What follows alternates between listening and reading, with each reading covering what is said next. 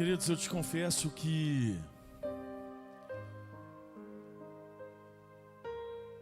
essa noite eu estou mais nervoso do que todas as outras.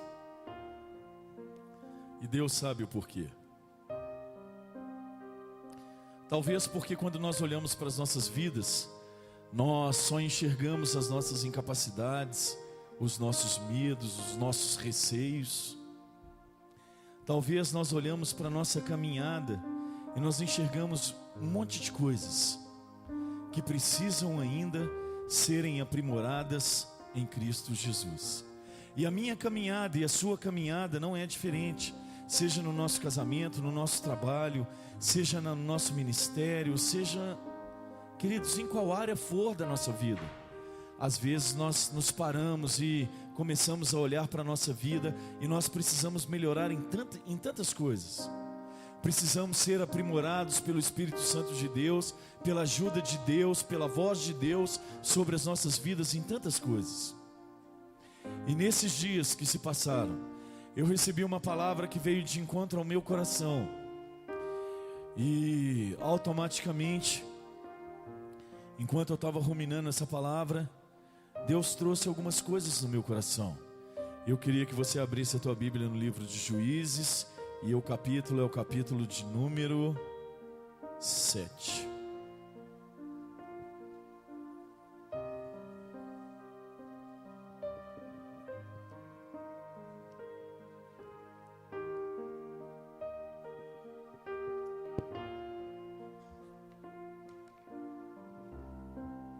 Amém?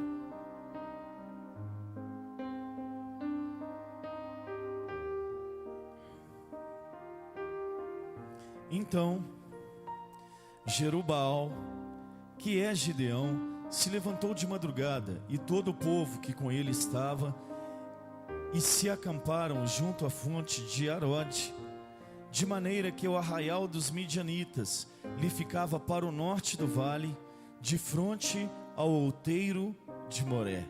Disse o Senhor a Gideão: é demais o povo que está contigo para eu entregar os midianitas nas suas mãos. Israel poderia, é demais o número de soldados que tem com vocês. Vou ler de novo. E disse o Senhor a Gideão: é demais o povo que está contigo para eu entregar os midianitas nas suas mãos. Israel poderia se gloriar contra mim, dizendo: a minha própria mão os livrou.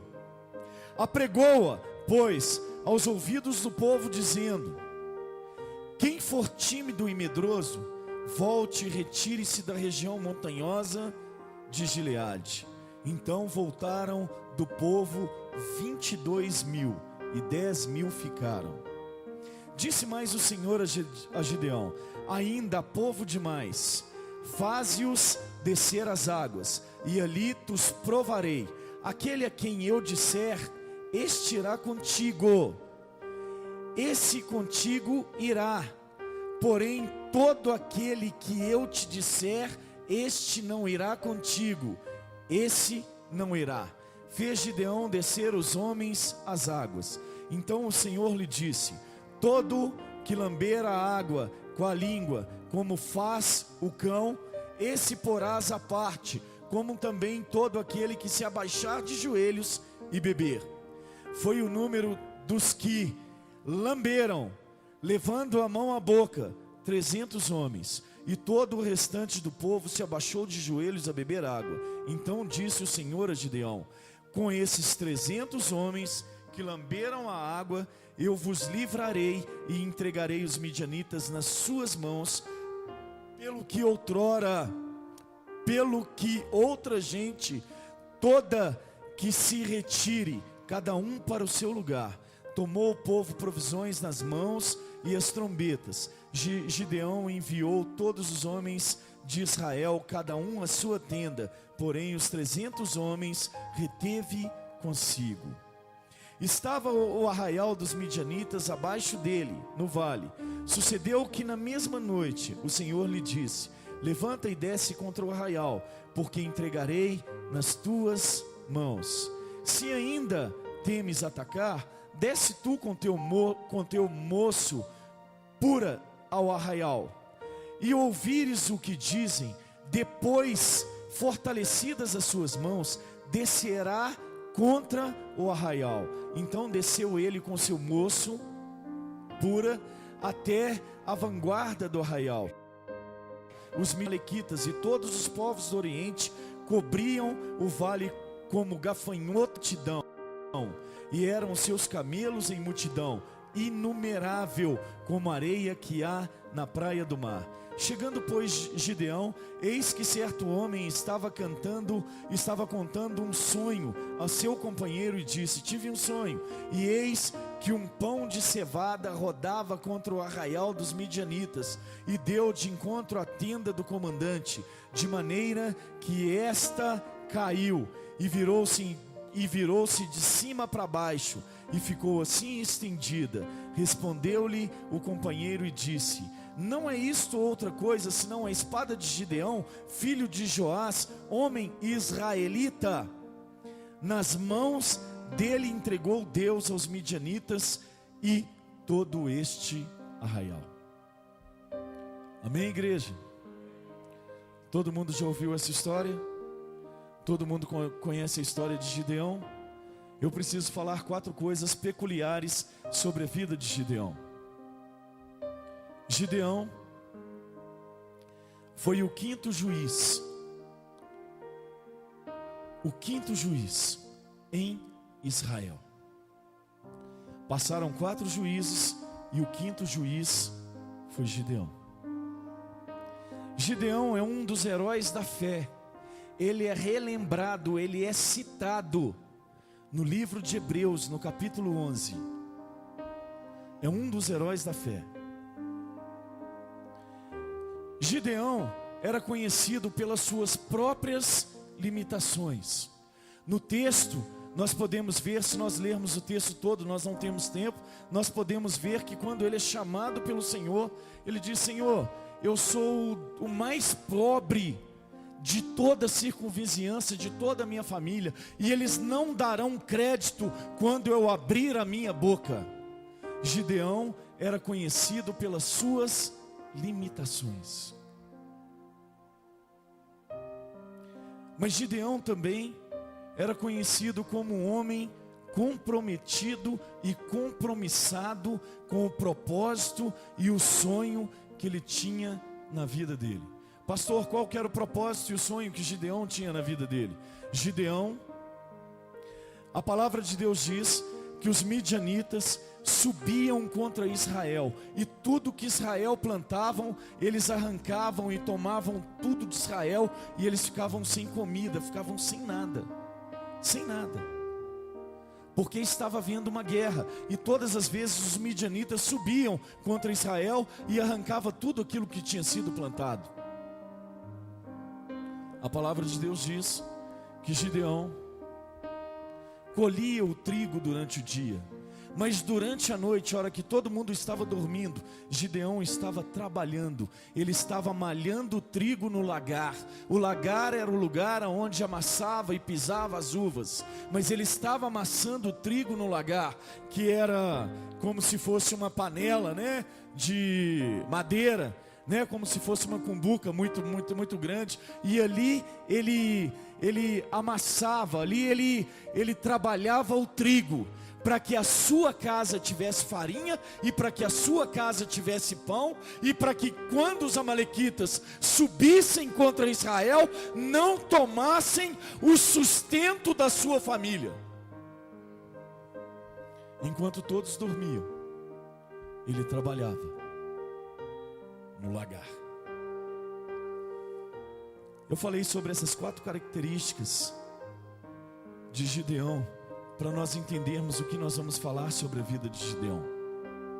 Eu gostaria que você prestasse muita atenção, porque Deus me deu uma palavra para mim, que falou diretamente comigo, e que eu tenho certeza que tem uma palavra para você essa noite também.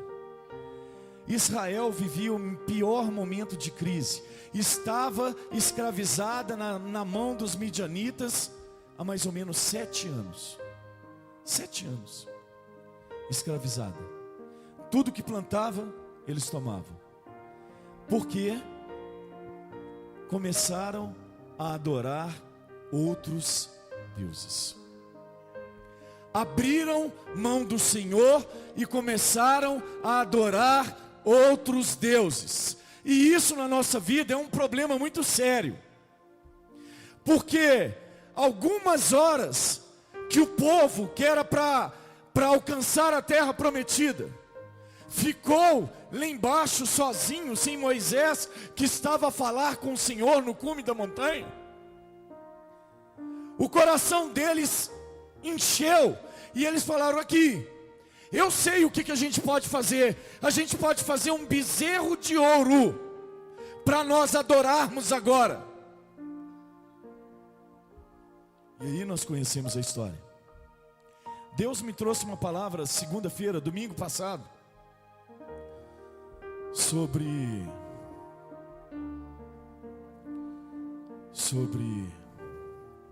quando nós abandonamos o Senhor e começamos a fazer para as nossas vidas aquilo que nós achamos que é certo. E no livro do profeta Jeremias, no capítulo 12, se não me engano, no versículo 2, a palavra de Deus vai dizer o seguinte: o meu povo fez duas coisas que me desagradaram muito. O meu povo cometeu dois pecados. Me abandonaram, o Senhor falando, me abandonaram, que sou o manancial de águas vivas, e cavaram para si cisternas rotas, que não têm a capacidade, a possibilidade de reterem as águas. O que Deus estava me dizendo?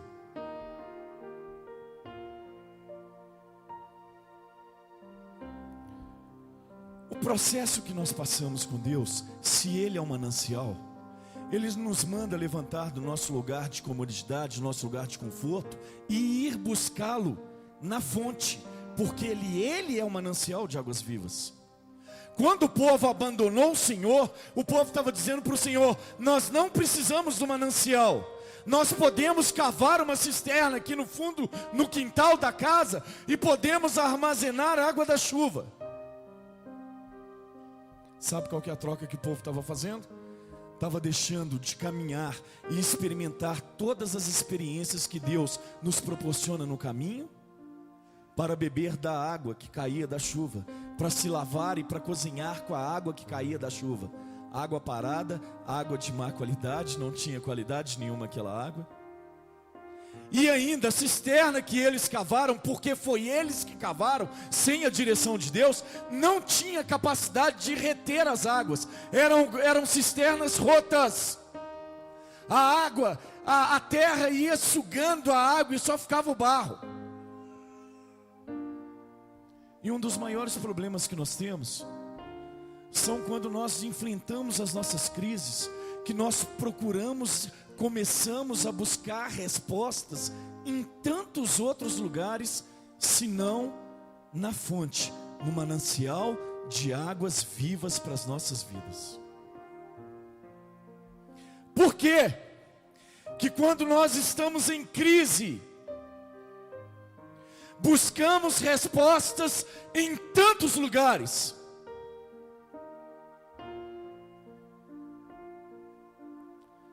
só o Senhor é a nossa resposta. Só o Senhor é a nossa resposta. Só o Senhor é a nossa resposta. Não existe outra resposta. Só o Senhor é a nossa resposta.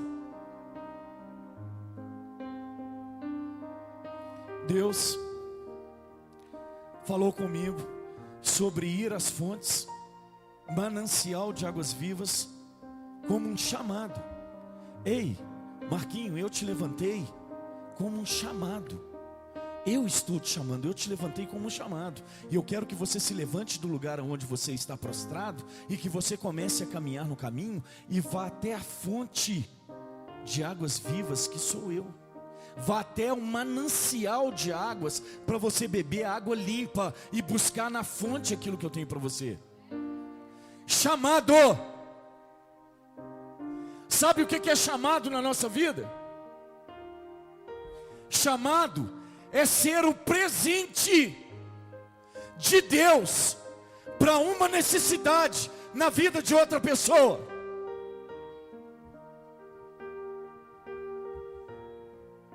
Eu ouvi esses dias que quando nós recebemos presente da esposa, do marido, como nós já temos intimidade, nós devolvemos, falamos assim: aqui, troca lá para mim que essa aí eu não gostei não. Agora, eu quero te fazer uma pergunta: devolve esse presente para ele. Chamado é você ser o presente de Deus para um clamor eminente, para uma necessidade eminente, para um choro eminente.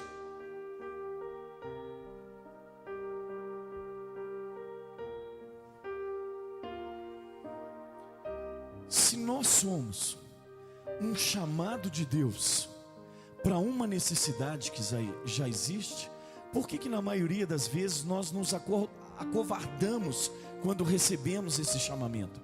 Como quando somos tocados por esse chamado. Por que nós retraímos e olhamos para a nossa condição, para a nossa incapacidade, para as nossas fraquezas, para as nossas debilidades? Por quê? Se foi Ele que chamou, e se Ele te fez dessa forma, você é da medida certinha daquela necessidade que está clamando por Ele. Por quê? Que nós intentamos em ficar olhando para as nossas debilidades e as nossas dificuldades, sendo que Ele te fez como chamado, e o seu chamado, você, é um presente que cabe certinho naquela medida que está clamando Ele de joelhos e que está orando.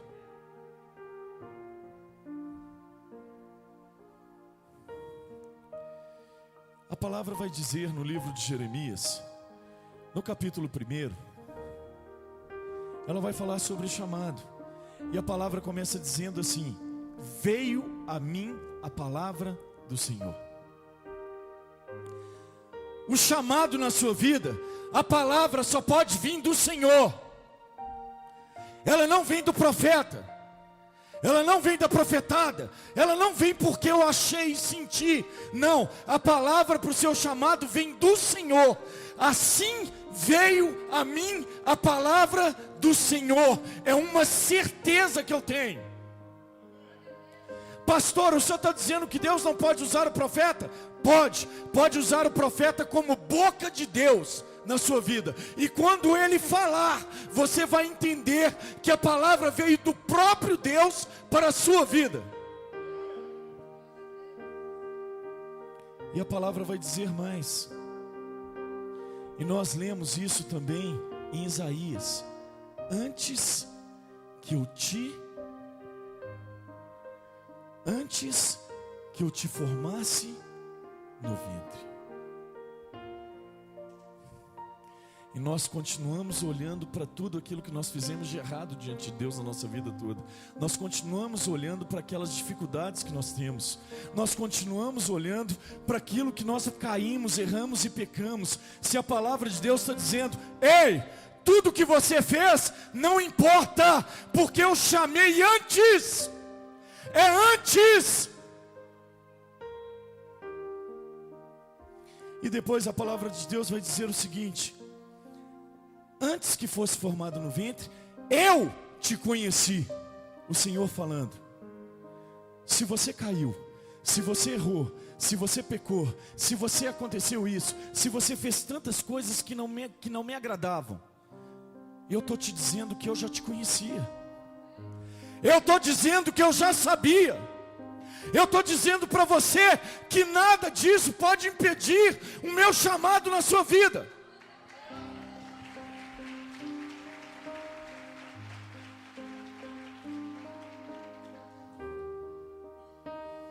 E aí vai falar sobre os presentes, que somos nós. Antes que fosse formado, antes que fosse criado, antes que fosse tudo. Tudo.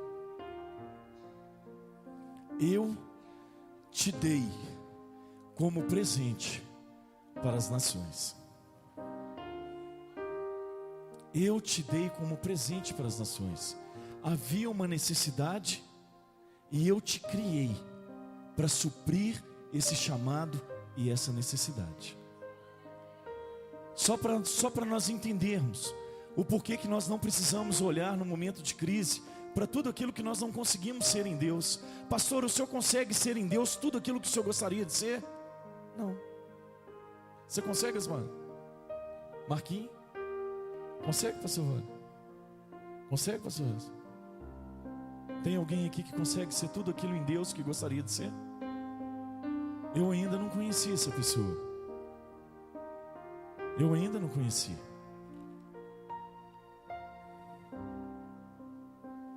O primeiro ponto que eu quero abordar sobre a casa de Gideão, sobre a história de Gideão, é que todo aquele que entende o chamado de Deus para a sua vida, a primeira coisa que ele guarda é a sua própria casa. Ele não quer guardar o ministério, ele não quer guardar a sua evidência no lugar aonde ele faz, ele não quer guardar os aplausos, ele não quer guardar nada disso. Ele guarda primeiramente a sua casa. Pastor, por que o senhor está dizendo isso? Queridos, eu estou dizendo isso porque, como eu falei, como eu te falei, Gideão colhia o trigo durante o dia, e quando chegava a noite, a hora que todos estavam dormindo, Gideão estava trabalhando com um propósito só: guardar a sua família da fome. Se o chamado de Deus chegar na sua vida, se você ouvir a voz de Deus através de um chamado, a primeira coisa que Ele vai despertar no teu coração: guarde a tua casa. Pastor, por que você está falando isso? Porque Deus me quebrou. Porque durante muitos e muitos anos, e muitos dias, eu guardei o ministério, eu guardei aquilo que eu fazia, eu guardei a minha evidência enquanto fazia aquilo. Todas as pessoas da igreja: valeu, top. Eu guardei todas essas casas, eu guardei todos esses detalhes, mas a minha casa na maioria das vezes ficou desguarnecida. O chamado para a minha vida e para a sua vida tem como parâmetro, em primeiro lugar, que primeiramente você olhe para as necessidades da sua casa. Se você não conseguir enxergar as necessidades da sua casa, Deus não vai confirmar a consumação, Ele não vai consumar esse chamado na sua vida.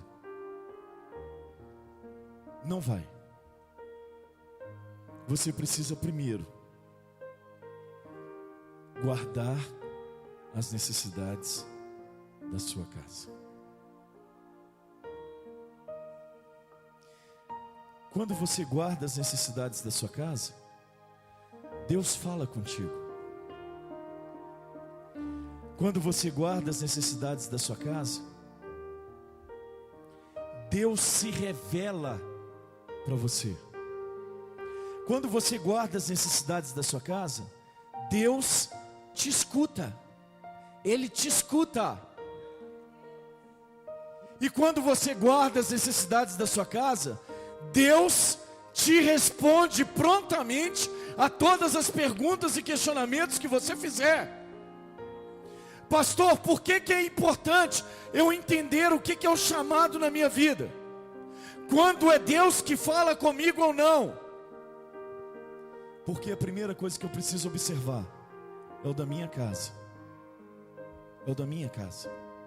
São as necessidades de casa. Amém, igreja? Glória a Deus. Aleluia.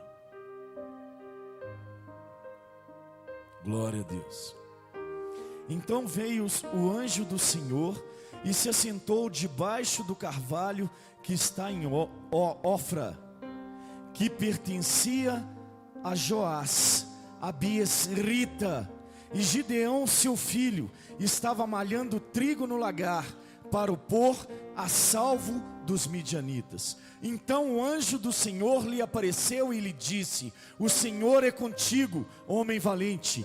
E respondeu-lhe Gideão: ai, Senhor meu, se o Senhor é conosco, por que nos sobreveio tudo isso? E que é feito de todas as maravilhas que os nossos pais nos contaram, dizendo, não nos fez o Senhor subir ao Egito, porém agora o Senhor nos desamparou e nos entregou nas mãos dos midianitas. Então se virou o Senhor para ele e disse: vai nessa tua força e livra Israel da mão dos midianitas. Porventura não te enviei eu? E ele disse: ai, Senhor meu, com que livrarei a Israel? Eis que a minha família é a mais pobre em Manassés, e eu, o menor na casa de meu pai. Tornou-lhe o Senhor: já que estou contigo, ferirás os midianitas como se fossem um homem só. E ele respondeu: se agora achei mercê diante dos seus olhos, se o Senhor acha graça diante dos meus olhos, dá-me um sinal que és tu, Senhor, que me falas. Rogo-te que daqui não te apartes, até que eu volte e traga a minha oferta e deponha perante ti. Quando eu guardo a minha casa, então veio o anjo do Senhor e assentou debaixo do carvalho que está em Ofra, que pertencia a Joás, o abiezrita. Gideão, seu filho, estava malhando trigo no lagar, para pôr o salvo dos medianitas. Então o Senhor lhe apareceu e disse: quando eu guardo a minha casa, o Senhor fala comigo. Então o anjo do Senhor lhe apareceu e disse, respondeu Gideão: ai, meu Senhor, o Senhor é conosco, porque nos sobreveio tudo isso? Quando aquele anjo do Senhor se apresentou diante de Gideão, era a figura do próprio Deus diante de Gideão. Quando você guarda a sua casa, Deus se revela para você.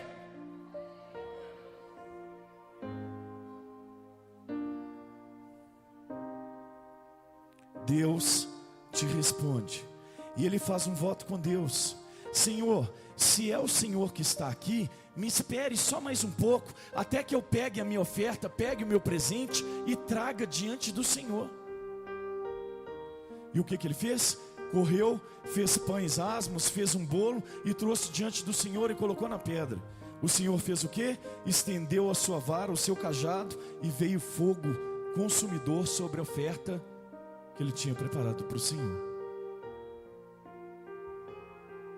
Queridos, em segundo lugar, eu quero dizer que Gideão adorou o Senhor. Como eu já disse, ele fez a sua oferta, ele colocou a sua oferta diante do Senhor, pediu ao Senhor um voto de confiança para que não fosse embora, colocou a oferta diante do Senhor. O anjo do Senhor tocou com seu cajado, o fogo consumiu toda aquela oferta que estava em cima da pedra. E quantos de nós adoramos e louvamos o Senhor porque é a hora do louvor? É a hora do louvor, então vamos louvar. Quantos de nós somos chamados para orar e nós oramos porque nós somos chamados? Quantos de nós perdemos a sensibilidade de sentirmos o Espírito Santo de Deus e de chorarmos na presença de Deus? Pastor, por que o senhor está dizendo isso? Porque Deus me cobrou tudo isso. Hoje, ontem, anteontem, Deus me cobrou tudo isso. E disse: meu filho, cadê sua sensibilidade? E olha que eu choro muito. E eu amo o Senhor. E eu me derramo na presença dEle. Meu filho, cadê o prazer de me adorar? E a gente poderia fazer essa pergunta para a igreja de hoje. Por que nós louvamos quando o louvor sobe? E é a hora do louvor, então nós vamos louvar. É a hora da oração, vamos orar. É a hora da oferta, vamos ofertar. É a hora... Por quê? Por quê? Nós caminhamos E nós vamos perdendo a essência de algumas coisas em Deus. Por que na maioria das vezes nós oramos por cura e a cura não acontece? E eu fiz essa pergunta para Deus essa semana toda. Deus, eu estou orando por cura por tantas pessoas, por que esse milagre não é manifesto na vida daquelas pessoas que eu estou orando? Você por acaso já fez essa pergunta para Deus? Já fez essa pergunta para Deus como cristão? Senhor, por que eu não consigo adorar mais? Por que eu não consigo chorar mais? Por que eu estou tão frio na tua presença? Por quê? Por que eu dependo, Pai, de uma palavra que me faça pular e saltar nesse lugar, para eu sair com o coração cheio de alegria, e quando eu chegar ali na porta, essa palavra que foi ministrada aqui não tem mais nada a ver comigo, eu já esqueci essa palavra. Pai, por que eu preciso de um movimento, de um lugar tudo escuro e com tanto de luz colorida, para eu sentir a sua presença? Por quê? Eu fui fazendo algumas perguntas para Deus. Sabe como que nós temos orado para cura hoje? Nós pegamos uma pessoa e nós vamos orar para cura, preocupados com o resultado daquela oração.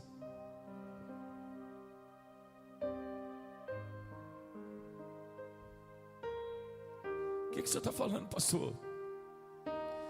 Eu estou falando que nós não oramos mais porque nós adoramos e amamos o Senhor.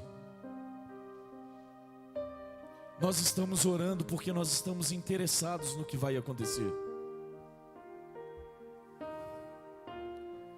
Humildade, coração quebrantado e ser verdadeiro adorador. Eu fiz uma dinâmica pequena um dia aqui com o Claudinei. Tinha algumas pessoas aqui que estavam presentes, mas eu precisava do Claudinei, de uma pessoa bem pequenininha. Deixa eu ver, tem alguma criança aqui?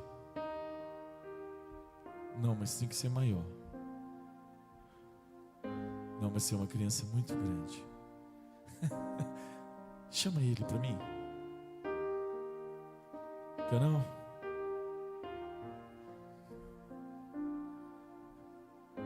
Marquinhos? De jeito nenhum.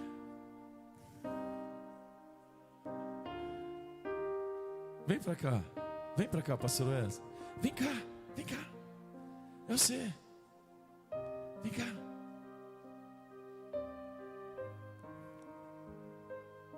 Vem cá. Queridos, se nós não aprendermos o que é humildade na presença de Deus, a palavra de Deus diz que Ele resiste aos soberbos, não é isso? É isso mesmo que a palavra diz? Deus resiste aos soberbos. Eu estou andando no meu ministério. Dá para lá.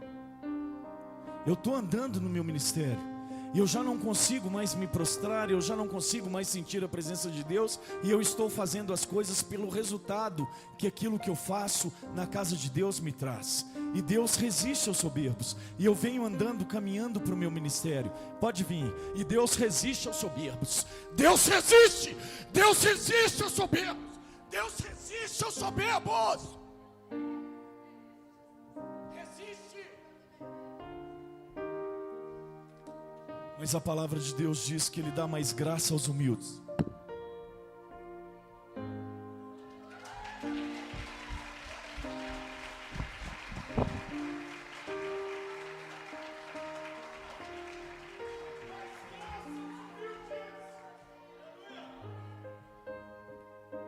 Deus resiste aos soberbos, mas dá mais graça aos humildes.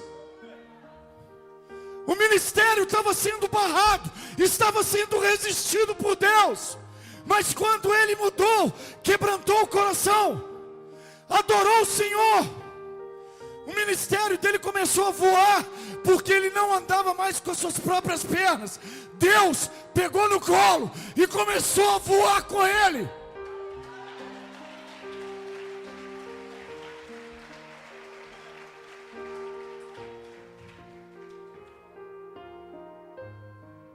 Humildade.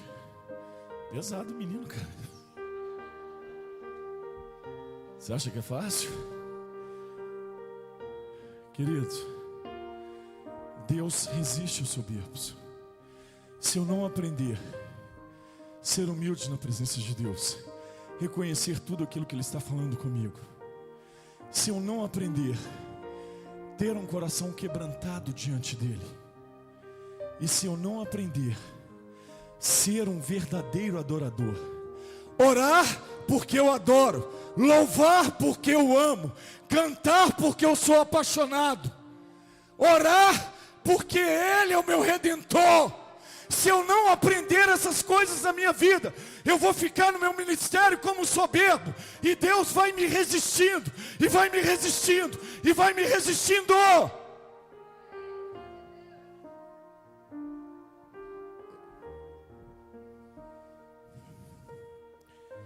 É necessário adorar, e é necessário olhar para as necessidades da sua própria casa. Versículo 24 e 27 do capítulo 6. Então, Gideão edificou ali um altar ao Senhor, e lhe chamou: ó, o Senhor é paz. Até o dia de hoje está o altar em Ofra, que pertence aos Abiesritas. Naquela mesma noite, lhe disse o Senhor: tome um boi que pertence ao teu pai, a saber, o segundo de 7 anos, derriba o altar de Baal, que é de teu pai, e corta o poste ídolo que está junto ao altar. Edifica ao Senhor teu Deus um altar no cimo deste baluarte, em camadas de pedra, e toma o segundo boi, e oferecerás em holocausto como lenha de poste ídolo que vieres a cortar. Gideão, entendendo que olhava para as necessidades da sua casa, entendendo que Deus estava falando com ele, ele prontamente, quando reconheceu que ele trouxe as suas ofertas e colocou diante de Deus, e Deus mandou fogo do céu e consumiu aquelas ofertas, ele correu e edificou um altar para o Senhor. Mas o Senhor deu outra ordem para ele: vai lá na casa do seu pai, toma o segundo boi de 7 anos, quebra o altar que está edificado a Baal, traga o boi, corte lenha, ponha a lenha e coloque o boi como holocausto, e edifica um altar no meu nome. O que o senhor quer dizer, pastor? Quando Deus tem um chamado para a nossa vida, o juízo primeiro vem para dentro da nossa casa. O juízo primeiro vem para dentro de nós, vem para dentro da nossa casa. Eu posso olhar para a vida de um irmão que tem um ministério e que serve na igreja e que está fazendo alguma coisa que não agrada a Deus. Se esse juízo não me alcançou no meu ministério primeiro, eu não tenho direito de falar nada com ele.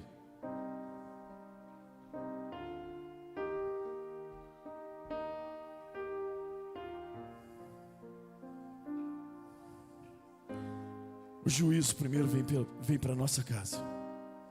Edificamos e falamos que edificamos um altar para Jesus, mas não aceitamos o juízo sobre a nossa casa. Quando o juízo é sobre a nossa casa, nós damos um jeito de arredar esse juízo e de olhar para a vida do irmão e dizer: nossa, essa palavra era para o João, e o João não veio hoje. Não é assim que a gente faz? Essa palavra dá certinho com fulano, e fulano não veio hoje.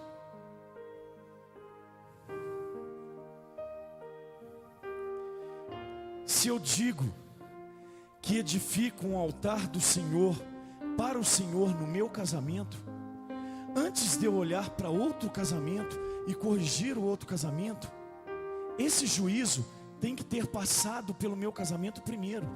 Eu preciso ter experiência desse juízo na minha vida, no meu casamento primeiro, para que eu possa falar com autoridade sobre a vida do outro e ele receba como palavra de Deus.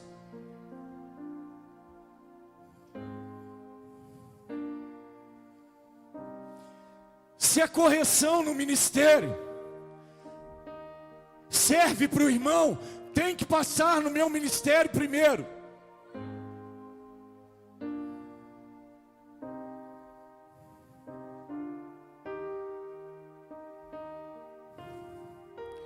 Se tem sobre a sua vida contenda com o irmão dentro da casa de Deus, você não tem um altar de Deus construído, você tem um altar de Baal na sua vida. Queridos, aonde há altar de Baal, não há adoração verdadeira. Se tem altar de Baal, não existe adoração verdadeira. Eu não vou alcançar o meu coração de verdadeiro adorador, nunca. Porque primeiro, eu preciso voltar na minha casa, quebrar o altar que está edificado a Baal, e depois voltar para edificar o altar do Senhor. Se tem algum altar de Baal edificado sobre qualquer área da sua vida, se você não consegue amar o seu irmão, se você não consegue perdoar o seu irmão, se você não consegue conviver com seu irmão, porque tem muita gente que fala, eu perdoei, mas eu não preciso conviver com essa pessoa não, preciso nem olhar para a cara dela, eu já perdoei. Se existe uma pessoa na sua vida nessa condição e nessa necessidade, você não tem um altar de adoração ao Senhor na sua vida. Pode estar edificado aí um altar de qualquer outro Deus, de menos do nosso Deus. De menos do nosso Deus. Não existe possibilidade. Não existe possibilidade.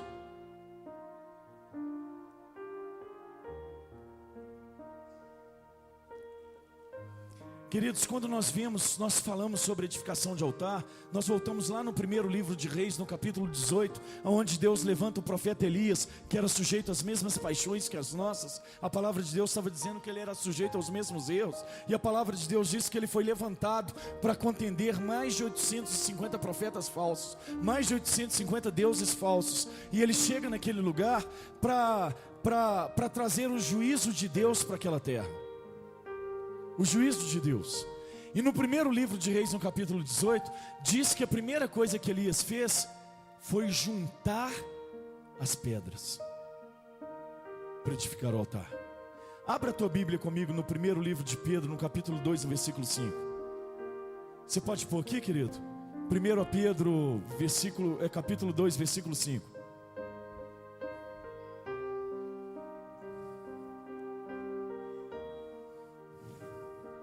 Vós também, como pedras vivas, sois edificados na casa espiritual e sacerdócio santo, para oferecer de sacrifícios espirituais, agradáveis a Deus, por Jesus Cristo. Sabe o que Paulo está dizendo? Que eu e você somos pedras vivas, colocadas no altar, edificadas no altar de Deus.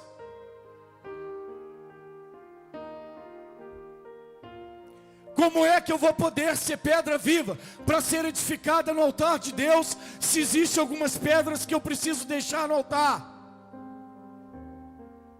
E talvez quando nós olhamos para essas 12 pedras, nós poderíamos falar sobre um tanto de pedras. Nós poderíamos falar sobre oração, verdade, amor, alegria, santidade, fé, fidelidade, esperança, paz, mansidão, domínio próprio e paciência. A palavra de Deus está dizendo o seguinte, que para edificar um altar para o Senhor, a primeira coisa que o profeta Elias fez, ele chamou todo o povo para edificar o altar junto com ele. Se eu e você, se cada um de nós olharmos para dentro de nós e pegarmos as pedras que nós precisamos colocar no altar, a nossa edificação vai ficar mais tranquila na nossa vida. Os altares de Baal vão cair nas nossas vidas.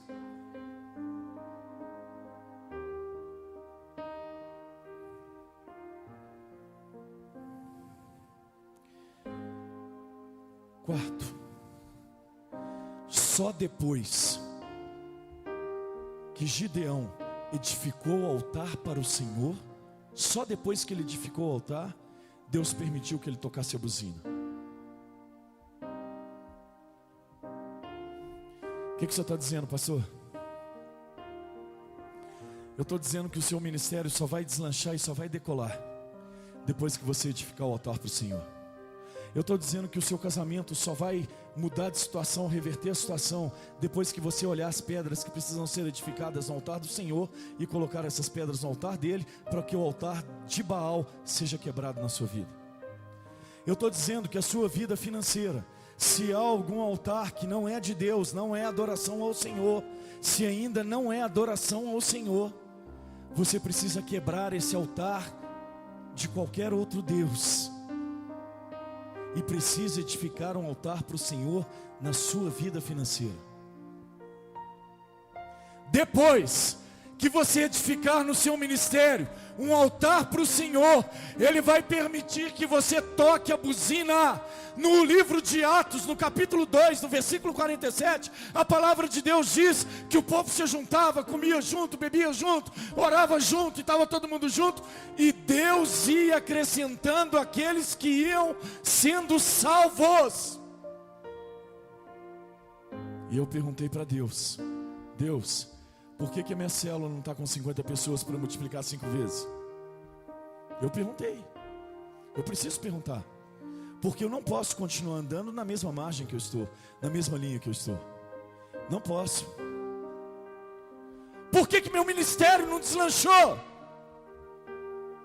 Primeiro edifica o altar, para depois você poder tocar a buzina.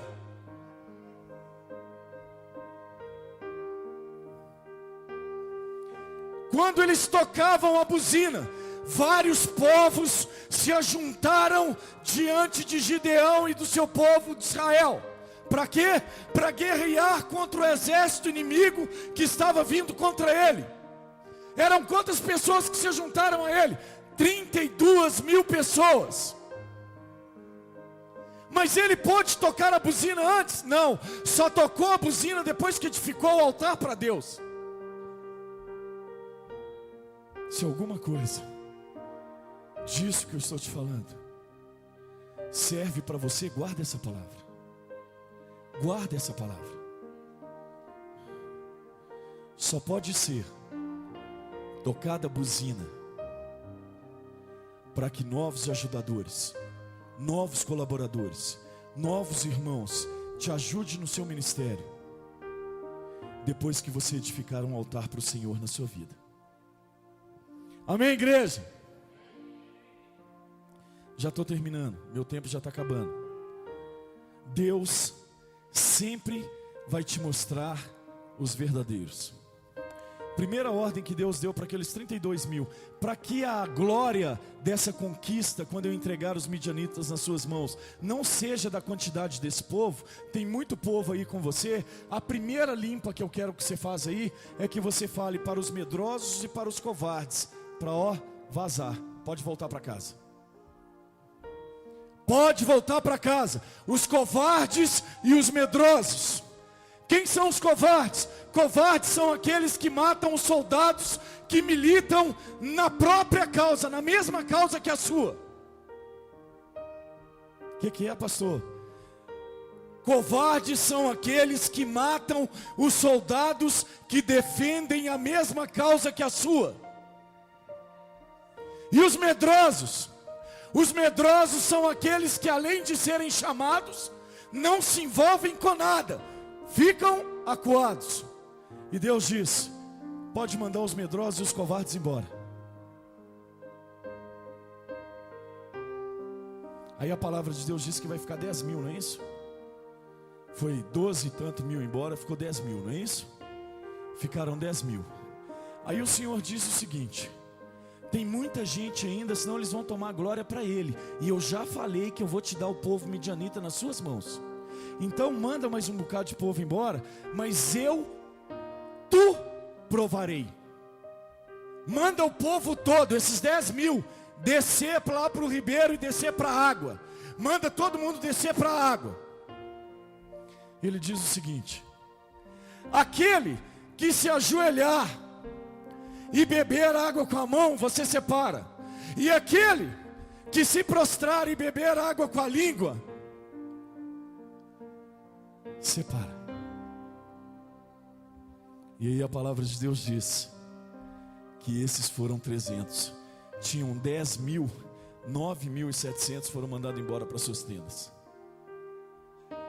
Pastor, o que o senhor está dizendo? Toda hora que nós somos remetidos à água, na palavra de Deus, a água está dizendo sobre a própria palavra. É a própria palavra que Deus está dizendo. Eu tu provarei. Eu provarei você, eu tu provarei. Como Deus manda descer as águas, manda todo mundo descer as águas.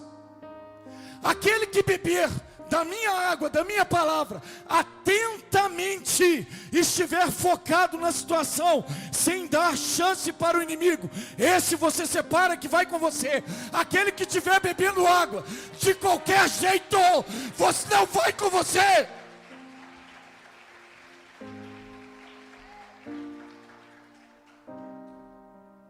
Ei, não está na hora da gente ficar bebendo essa água aqui de qualquer jeito. Eu vou tirar um versículo e vai ver o que Deus... Para com isso. Para com isso. Militante do exército de Gideão, é para fazer isso aqui com zelo, é para fazer isso aqui com esmero, é para fazer isso com cuidado, com comprometimento. O que o senhor está dizendo, pastor? Eu estou dizendo que aqueles que ajoelharam e começaram a beber água com as mãos estavam ocupadas com a água. Se o inimigo viesse, matava todo mundo. Pastor, e aqueles que estavam bebendo água com a língua, igual cão, igual cachorro? Queridos, eles estavam atentos a qualquer movimento do inimigo. Eles estavam ajoelhados, atentos, estavam lambendo a água para não tirar o olho do inimigo, para não tirar o zelo com a palavra de Deus, para nunca esfriarem o seu coração, para continuar sendo humildes, para continuar tendo um coração quebrantado, para continuar sendo verdadeiros adoradores na presença de Deus.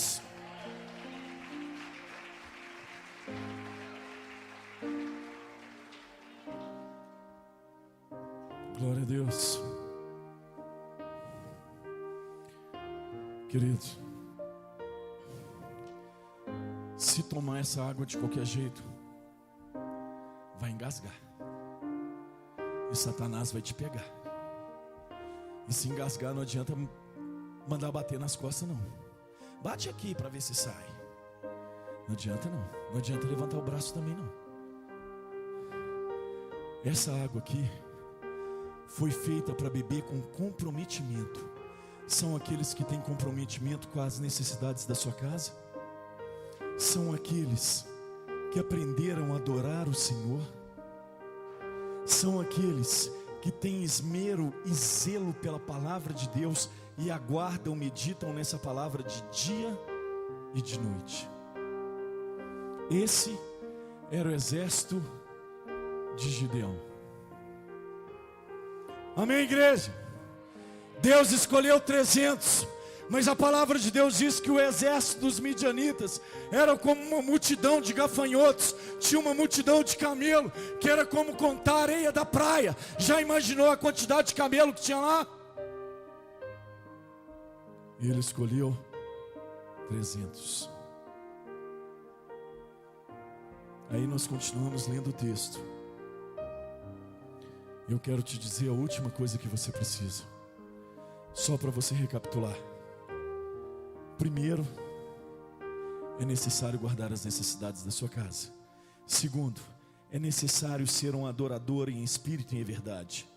Terceiro, é necessário aceitar o juízo para a sua própria vida. Quarto, você só será revestido do poder de Deus depois que edificar o altar para o Senhor. 5, Deus sempre vai te revelar quem fez uma aliança contigo. 6, e vamos terminar.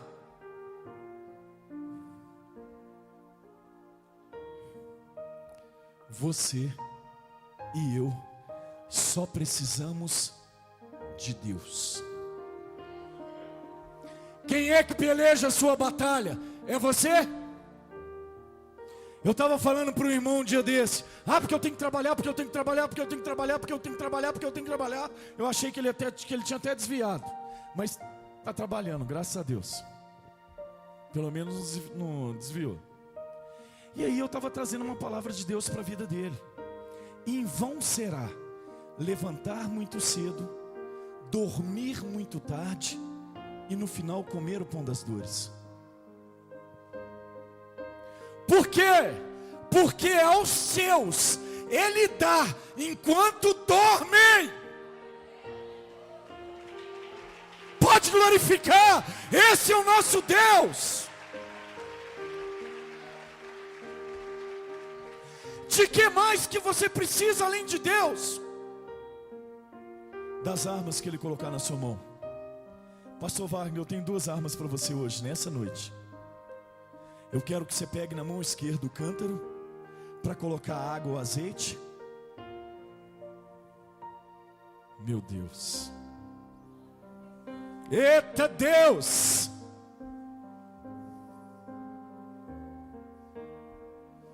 E quero que você pegue na mão direita a buzina, para celebrar quando Ele te der a vitória. Queridos, você só precisa de Deus e das armas que Ele te der. Ele pediu para o exército de 300, manda agora a provisão com eles. O que era a provisão? Um cântaro. O que é cântaro? É um recipiente para colocar água. A água é o que? A palavra de Deus. O recipiente é quem? Sou eu e é você.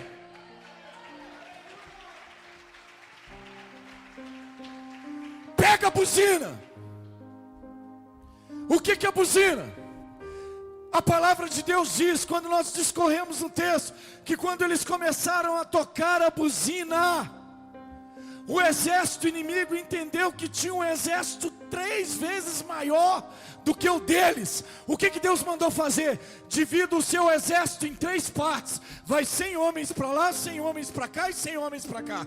E quando eu der a ordem, os primeiros 100 tocam a buzina, o segundo toca a buzina, o terceiro toca a buzina. E quando eu der a ordem para tocar todo mundo a buzina junto, eles vão começar a se ferir um ao outro com as suas próprias espadas.